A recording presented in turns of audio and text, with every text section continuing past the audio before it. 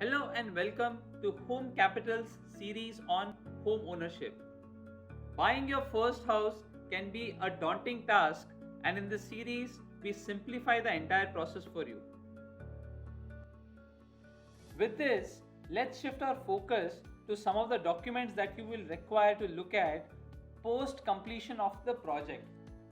The first document is very obvious, which is the completion certificate that you must ask from your builder. A completion certificate is a certificate which is issued by the local municipal body confirming that the completion of the building is in accordance with the building standards and also as per the approved plan. You should ask your builder to give you the completion certificate once the prescribed deadline as per your sale agreement has passed. So if your sale agreement says that the building should have been completed by 31st of Jan 2021, you must ask your builder after the date has passed to give you a completion certificate as a proof of the fact that the project is being completed as per the stated timelines. The next certificate you must ask your builder to give you is known as the occupancy certificate. An occupancy certificate is a permission to occupy the building for the purpose of living.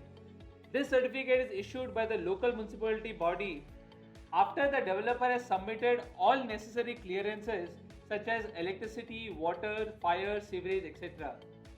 Legally, you cannot occupy the property unless and until the occupancy certificate has been issued to the developer.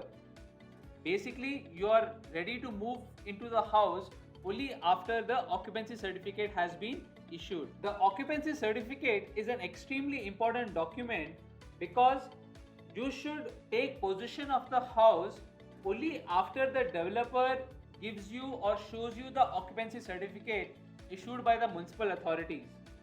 You should refuse to take possession if the occupancy certificate is not given to you. Without the occupancy certificate, you will be protected under the Ownership of Flats Act, and you can file a complaint against the developer in case the same is not given to you. It is important to note that if you take possession of the property without the occupancy certificate, then that acts as a disincentive for the developer to actually give you the OC because you already taken possession of the property, and after taking possession it will be difficult for you to file a complaint under the Ownership Flats Act. Once the OC is issued, the next document which you must look at is your sale deed. The sale deed is the actual document that confirms the sale of the property from the developer and the transfer of the ownership to you as the buyer of the property. So a sale deed gets executed only after the property is complete and all the compliances with respect to the CC, OC and any other regulatory requirements have been met and the property is handed over to you. That is when a sale deed is executed between the developer and you as a buyer.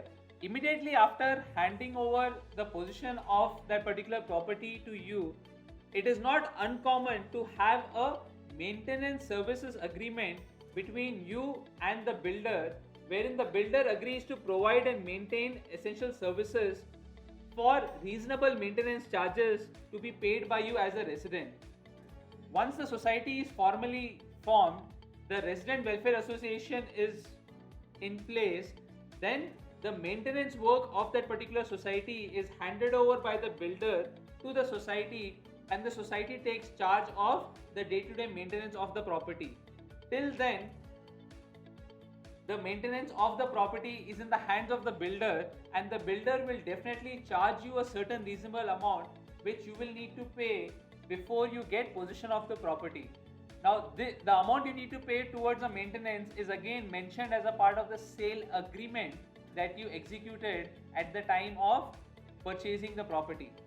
Finally, once you've cleared all the dues towards maintenance or any other dues that have to be paid to the builder will issue you a possession certificate copy, which is basically a certificate that confirms that the possession of the house has been delivered to you on a particular date as mentioned in the possession certificate copy. In the next episode, we will talk about understanding the various aspects of a home loan.